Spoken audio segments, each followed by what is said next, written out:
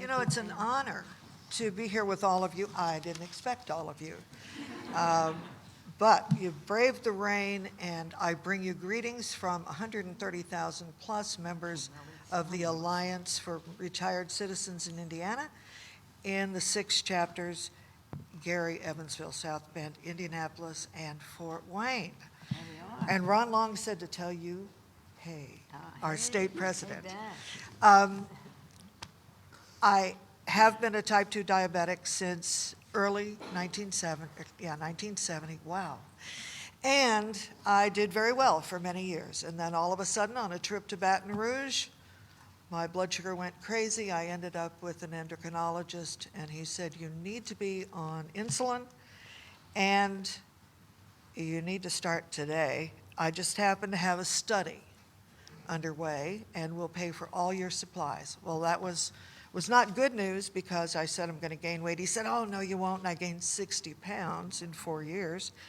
But I'm down to 2 meals a day, and I'm up to 20 prescriptions now instead of only 15.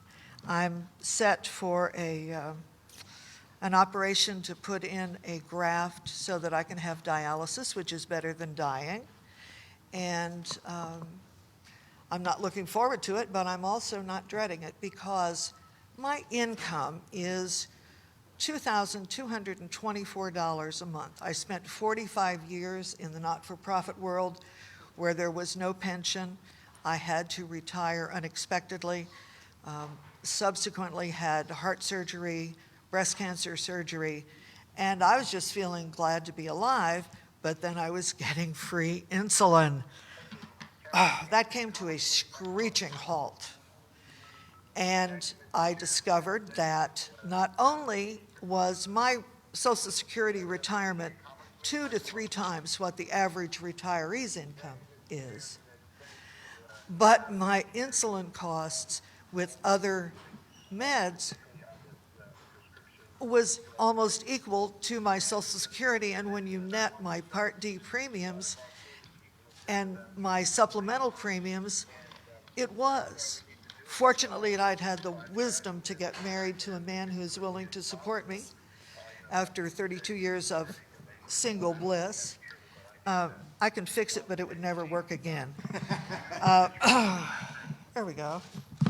So if I'm better off than 90% of the retirees that don't have external income other than Social Security, what kind of shape are they in? So I talked to my cardiologist, I talked to my endocrinologist, I talked to my nephrologist, and they all told me the same thing. They don't go a day without seeing a patient who cannot afford their medicines. I shopped around.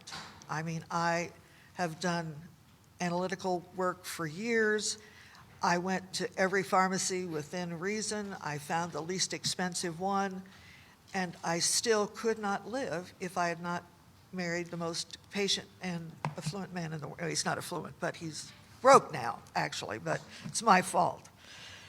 In fact, I could not be here today if he hadn't loaned me the money to get one of my insulins yesterday so I could make this trip. So, you know, I know 2 little old ladies, I'm a big old lady, but 2 little old ladies who have nobody but me. I can't help them financially, but somebody has to. Now, you know what comes besides the Colts and the Pacers and the Fever in Indianapolis. It's the home of Eli Lilly and Company. And you're fortunate enough to have Mr. Azar, Secretary Azar, at Health and Human Services. They've come out with a generic of one of the insulins that I take, and it finally hit the market yesterday. I was so excited until I learned that I have to have a new prescription because it's not AB certified yet. But anyway, when there are choices, things are always less expensive. But there are so many drugs that, number one, my supplemental insurance will not cover, some that they dropped in the middle of the contract period, And so now I'm paying full bore, and there are others, thank God, that are $3.45, and I can do those all day. But the opportunity for heroes in this is almost overwhelming. Nancy, you and your chair people are heroes, and I am so grateful for all of you. You can't imagine, because you will save lives. Yesterday, my nephrologist said she had one patient who could not afford his anti-rejection drugs, and rather than suffer a low and deadly decline, he committed suicide. I would kill somebody else rather than myself, but that's just me. Anyway, we can do the job.